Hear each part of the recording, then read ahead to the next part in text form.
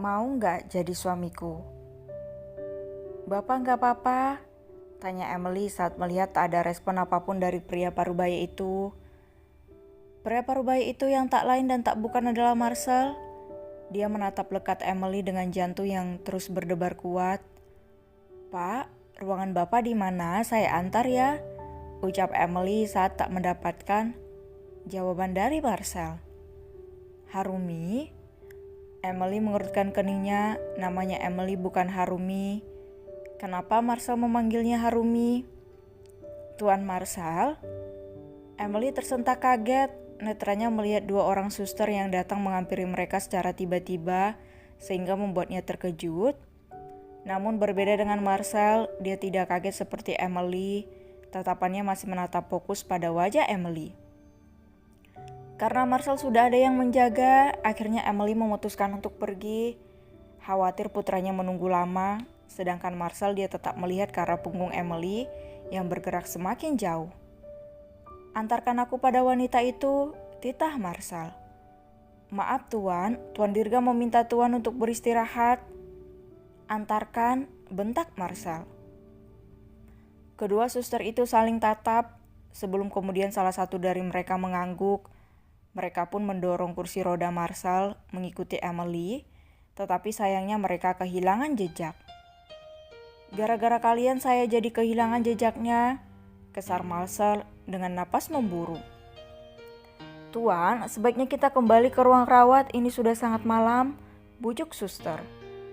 Dengan pasrah, Marcel pun menuruti kembali ke kamarnya, netranya sesekali melihat ke arah tempat hilangnya Emily.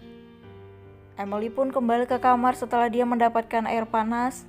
Dia mengetes suhu susu dan saat dirasa tak terlalu panas, dia memberikannya pada Repin.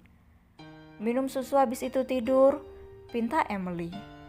Kini di ruangan hanya ada Emily dan Gilbert yang menjaga Repin sebab semuanya sudah pamit pulang karena tak mungkin tidur di ruang rawat Repin yang hanya memiliki satu berangkar dan satu kasur. Emily membantu Repin merebahkan diri. Sesekali Repin meringis karena merasakan sakit, tapi tak lama dia mendapatkan posisi yang nyaman. Setelahnya Emily mendekati Gilbert yang tiduran di sofa. Mas bangun, pindah di kasur Gi. Badanmu pegal-pegal nanti, bisik Emily sambil menggoyangkan tubuh suaminya. Gilbert membuka matanya dengan tatapan sayu dia menatap istrinya. Kamu aja yang tidur di kasur, Mas tidur di sini, ujar Gilbert dengan suara seraknya sambil melipat tangannya di dada. Kasurnya akan muat buat 2 orang, ayo pindah, pinta Emily sambil mengusap kepala suaminya. Sempit kasurnya yang, takut nanti aku gak sengaja tendang perut kamu. Emily menghela napas pelan, semenjak dirinya hamil, Gilbert begitu protektif.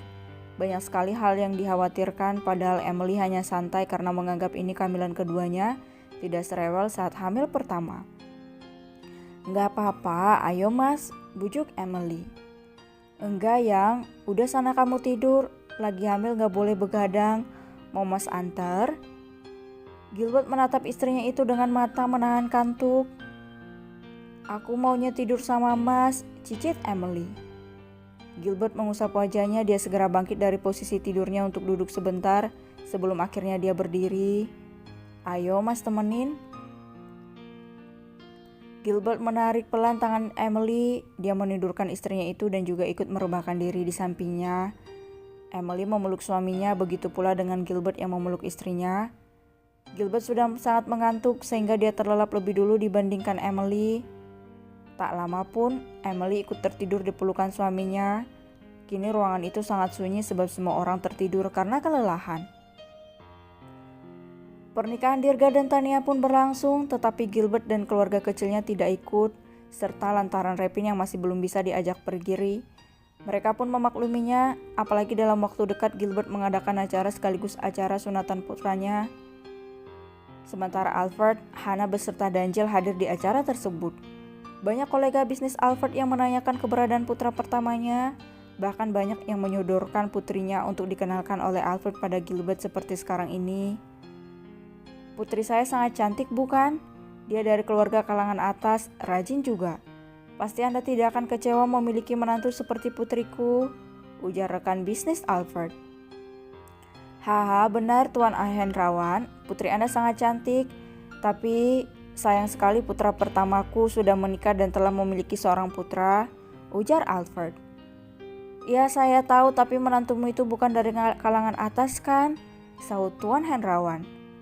Ya memang bukan kalangan atas, tetapi setidaknya menantu saya menjaga kehormatan putra saya dengan tidak memamerkan lekuk tubuhnya seperti putri Anda. Ini acara pernikahan bukan di bar maupun diskotik. Pakaiannya terbuka sekali. Kenapa sekalian tidak pakai baju saja? Celutuk Hana yang benar-benar kesal dengan pembahasan Tuan Hendrawan. Putri Tuan Hendrawan menunduk malu. Dia memang memakai pakaian sangat terbuka. Dia sengaja memakainya karena dia pikir Gilbert akan datang. Ternyata tidak. Dan berharap Gilbert akan menyukainya seperti kebanyakan pria yang menatapnya.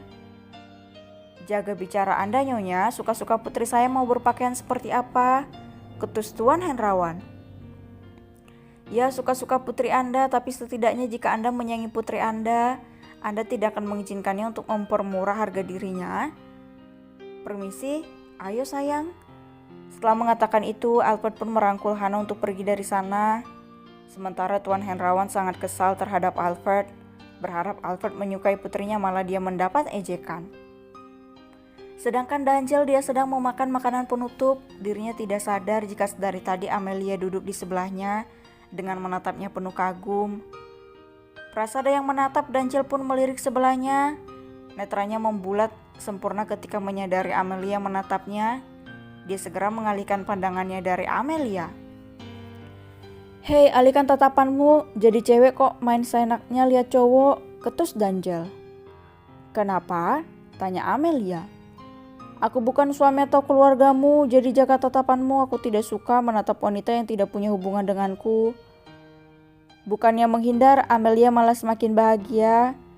Dirinya merasa Danjel pria yang berbeda dari kebanyakan pria. Beruntung sekali wanita yang jadi istrimu nanti, seru Amelia. Diamlah, yang pasti itu bukan kamu, pergilah dan jangan ganggu aku, ketus Danjel. Amelia hampir menyentuh tangan Danjel, tetapi pria itu keburu sadar dan melototkan ke arah Amelia. Aku bilang pergi ya pergi, aku bukan suamimu jadi jangan pegang-pegang, geram Danjel. Begitu ya, kalau gitu jadi suamiku, mau kan? Danjel loading sebentar, sebelum akhirnya dia langsung bergerak menjauh dari Amelia. Tatapannya mengarah pada sepatu yang ia kenakan. Saya masih kecil, ujar Danjel. Memangnya kenapa? Bingung Amelia. Terserah lo deh, ganggu tahu nggak? Kesal Danjel dan pergi begitu saja dari sana. Amelia tersenyum, tingkah Danjel menurutnya sangat lucu. Saat di rumah sakit dia paham jika Danjel orang yang humoris, namun dirinya tak pernah menyangka jika pria itu akan menolaknya sebelum mendekat. Pria idaman, menjaga dirinya dari wanita. Sisakan satu untukku yang sepertinya, gumam Amelia.